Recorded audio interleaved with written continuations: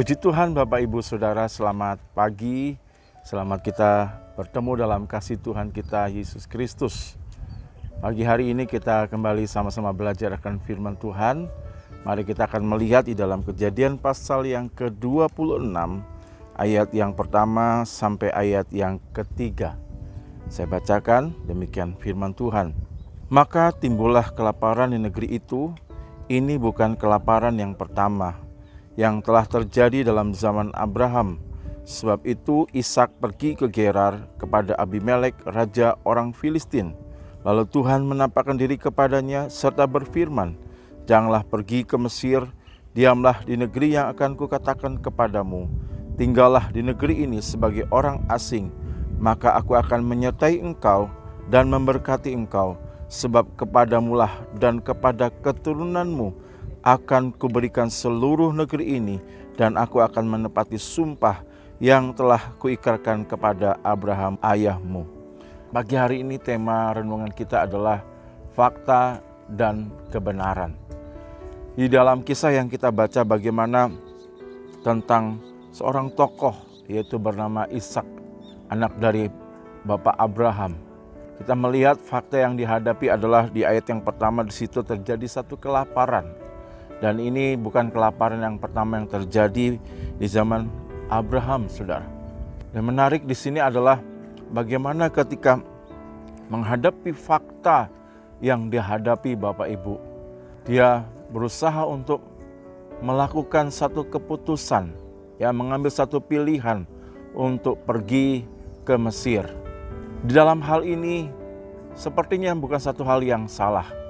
Tetapi mari kita belajar akan firman Tuhan bahwa ketika kita salah mengambil keputusan, ketika kita salah mengambil pilihan, sebagaimana satu ayat firman Tuhan kita diingatkan di dalam Amsal 16 ayat yang ke-25 dikatakan, ada jalan yang disangka lurus tetapi ujungnya menuju maut. Seringkali ketika kita menghadapi fakta, kita berusaha untuk mengambil keputusan dengan kekuatan kita, dengan kemampuan kita, dan kita anggap itu adalah baik, itu adalah satu yang menurut kita adalah jalan yang paling terbaik dalam menyelesaikan fakta yang kita hadapi. Bahkan seringkali kita menurut feeling kita itu adalah hal yang paling tepat. Tetapi firman Tuhan katakan, jangan kiranya hal itu justru ketika kita salah mengambil keputusan pilihan dalam menghadapi fakta, itu bisa membuat kita masuk dalam kehancuran. Tetapi di sini kita melihat kembali dalam Kejadian pasal 26 ini. Selanjutnya di ayat yang kedua dan ayat yang ketiga, kita di situ lihat ada satu kebenaran yang disampaikan oleh Allah kepada Ishak. Bagaimana dikatakan, maka Tuhan menampakkan diri kepadanya serta berfirman. Apa kebenarannya? Kebenarannya adalah bagaimana supaya Ishak jangan pergi ke Mesir. Saudara, satu fakta yang terjadi bagaimana Ishak tadi, dia menghadapi kelaparan. Secara pilihannya, keputusannya, dia berusaha untuk pergi ke Mesir. Tetapi kebenaran firman Tuhan datang, dikatakan jangan pergi ke Mesir. Diamlah di negeri yang akan kukatakan kepadamu. Dan Allah berfirman supaya Ishak tinggal di negeri, ya bisa dikatakan negeri orang asing, di Gerar, di negeri orang Filistin. Saudara, disinilah kita melihat bagaimana kebenaran dan fakta seringkali berbeda. Tetapi bersyukur di ayat yang ke-6 bagaimana firman Tuhan katakan, jadi tinggallah Ishak di Gerar. Saudara, ketika Ishak mengambil keputusan yang tepat, pilihan yang tepat, dan kemudian dia percaya dan meyakini kebenaran, sekalipun kebenaran itu berbeda dengan fakta, tetapi dia lebih responi kebenaran. Firman Tuhan katakan dia tinggal di Gerar.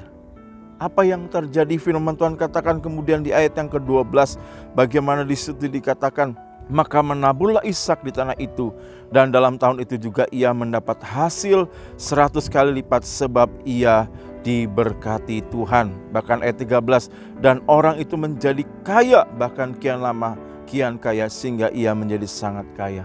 Saudara, kita melihat ketika Ishak akhirnya mengambil keputusan pilihan yang tepat, kita melihat bagaimana Tuhan mengubah fakta menjadi mujizat. Dikatakan ayat yang ke-13 bagaimana Tuhan memberkati Ishak mendapatkan hasil 100 kali lipat. Bapak Ibu, inilah menjadi pesan firman Tuhan. Seringkali memang fakta dan kebenaran itu berbeda, tetapi pilihan dan keputusan yang tepat, bahkan ketika kita mau meyakini dan kita memegang firman Tuhan, memegang kebenaran firman Tuhan, maka kebenaran itu yang sanggup mengubah fakta menjadi mujizat. Ishak dikatakan justru ketika dia menjadi orang asing, ketika dia mengambil keputusan dan meresponi firman Tuhan, di sanalah dia diberkati Tuhan. Bahkan dia diberkati sampai 100 kali lipat. Bahkan Ishak semakin dikatakan kaya sehingga menjadi sangat kaya. Bapak Ibu, mari apapun fakta yang kita hadapi, jangan kita salah mengambil keputusan. Seringkali menurut kita ini baik, tetapi belum tentu Bapak Ibu. Sebab itu mari hari ini responi saja kebenaran firman Tuhan. Pegang, yakini firman Tuhan, dan terus hidupkan firman Tuhan dalam hidup kita. Maka saya percaya fakta sanggup diubahkan menjadi mujizat oleh apa?